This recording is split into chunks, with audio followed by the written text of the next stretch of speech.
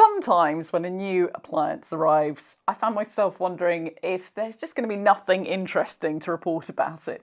But they always seem to have a story, and I have loads to say about this one. So meet the Breville Halo Flexi, an air fryer that comes with loads of accessories and some bold promises about versatility and the number of people it can cook for. But it also seems to have a little bit of a problem with maths. So as ever, I'm going to show you everything about this air fryer and the things I cooked in it and some of its quirks. So that makes for a chunky old video with a lot of points to cover. If you need particular information, I've divided it up into sections and those are on the screen right now and in the description below. So if you need to skip around, feel free.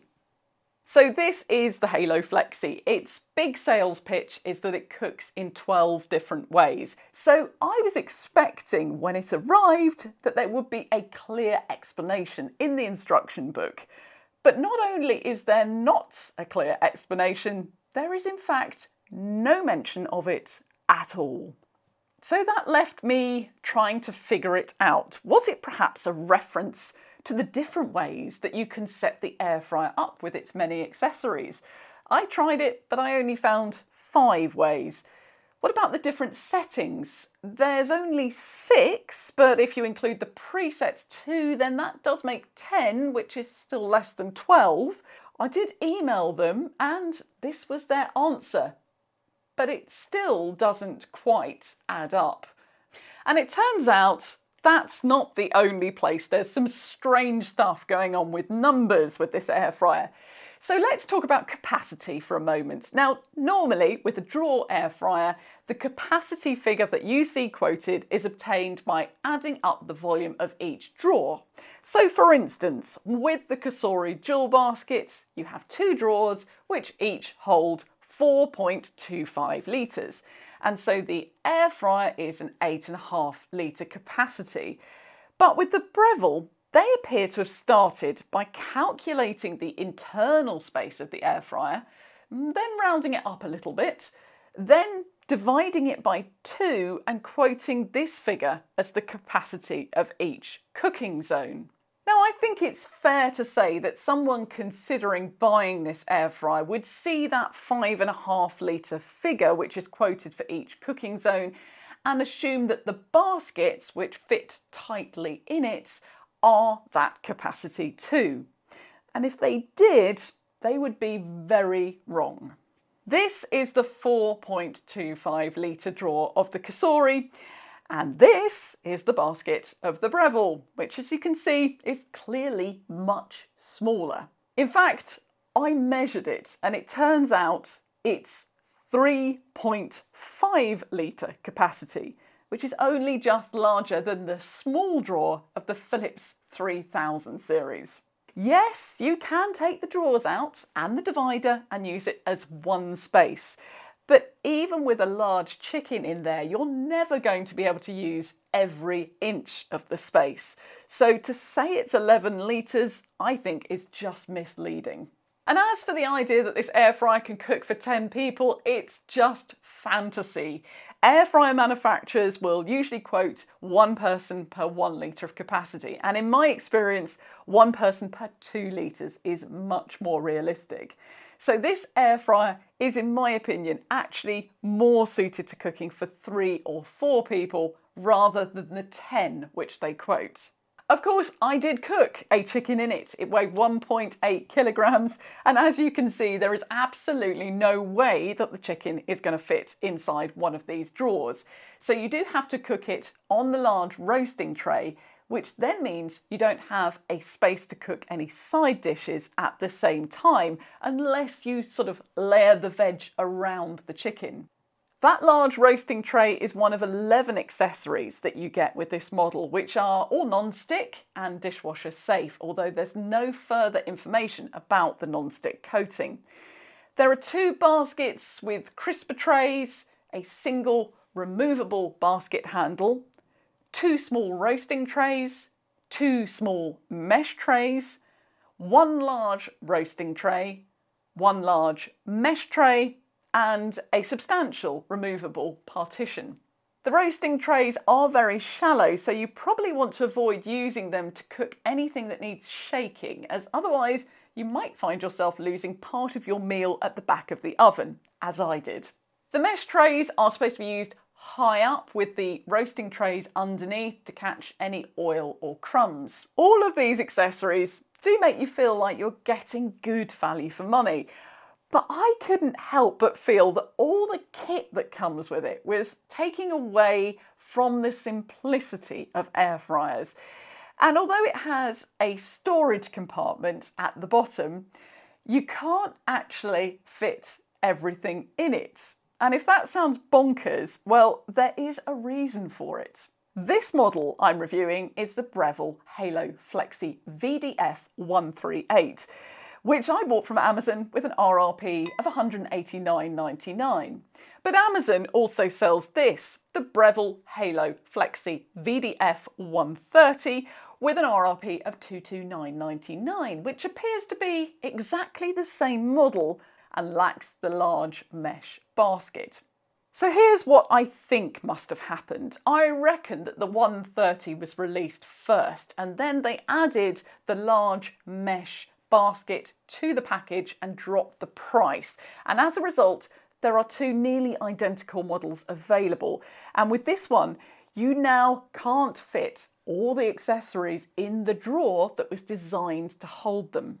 Now, I still have loads to tell you about this air fryer, but a quick request from me. I can see that lots of you watching this aren't subscribers to this channel, and if you would like to see more videos that help you choose and use your home appliances, I make them weekly and I would love to have you along on this channel.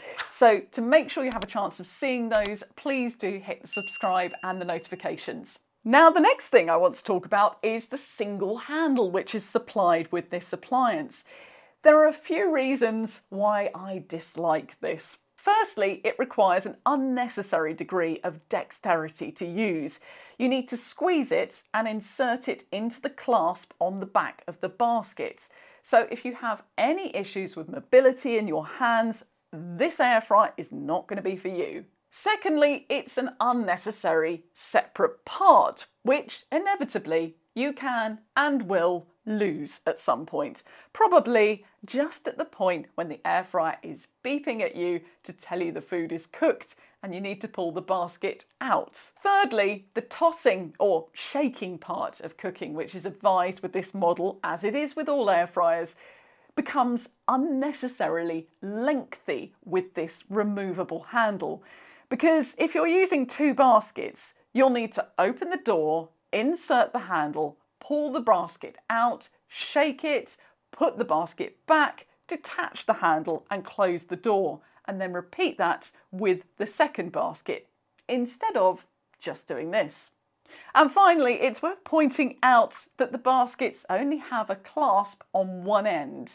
So you can, if you're in a rush, insert them the wrong way round, leaving you with no easy way to get them out, particularly when they're hot. Function-wise, as I mentioned earlier, it has 6 different settings, which are, from left to right, air fryer, turbo crisp, roast, grill, bake, and reheat. Turbo Crisp runs at 240 Celsius and is the equivalent of Max Crisp on the Ninja, so it's for final crisping of food after normal cooking. That 240 that Turbo Crisp does is the maximum this air fryer can achieve, and the lowest temperature is 80 degrees. There's also 4 presets for different food types, and these are fries, chicken, steak, and veg. There's also a match function to duplicate time and temperature to both sides of the cooker, and a sync function so that you can set each side up with different times and then have them finished together. Using the buttons on the control panel can be a little bit hit and miss, unfortunately. Sometimes they need repeated presses, and other times you accidentally trigger the fast scrolling when you don't want to. There are audible alerts for this air fryer. One automatically goes off 5 times halfway through cooking when you're using a setting where shaking is advised.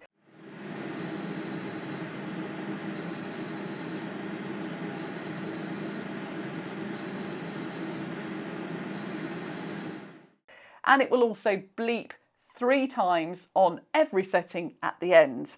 As far as cleaning goes, the roasting trays and mesh trays are really easy to clean and don't take up much room in the dishwasher. But because they don't have high sides, you do get spillage and splatters in the main body of the air fryer, which then becomes more like having to clean an oven. This Breville air fryer does have windows in each door and 2 internal lights which turn on automatically for the first 30 seconds and for the final minutes of cooking, which is a nice early warning that your food is nearly ready. They can also be turned on and off by pressing a button on the display. Just bear in mind that if you're using the baskets to cook in, they don't have windows, so you won't be able to see anything through the glass doors while they're in use. Like some drawer air fryers, the Breville has a removable central divider, and on this one it's pretty substantial. When you insert it, it automatically alters the options available on the display. When it's not in place, you have options for a single zone cooking, and when you put it in, you have options for 2 zones. And it performed very well in my temperature test with only minimal amount of heat bleed between the 2 cooking zones. However, results were not so great for the cooking temperature test. The first 2 dishes I cooked in the Breville came out burnt. So I ran it empty at 200 Celsius and after 10 minutes the thermometer read 220. I also did a temperature test on one of the single cooking zones and had much better results. But to play it safe, from this point onwards I dropped all my cooking temperatures by 20 degrees and achieved good results. Now, of course, dropping temperatures with air fryers is a pretty standard thing, but that's normally because the fans cook things much quicker, not because they're running higher than you program them to. It's also worth mentioning that the outside of this appliance does get warmer than others I've tested, but it's still within safe limits.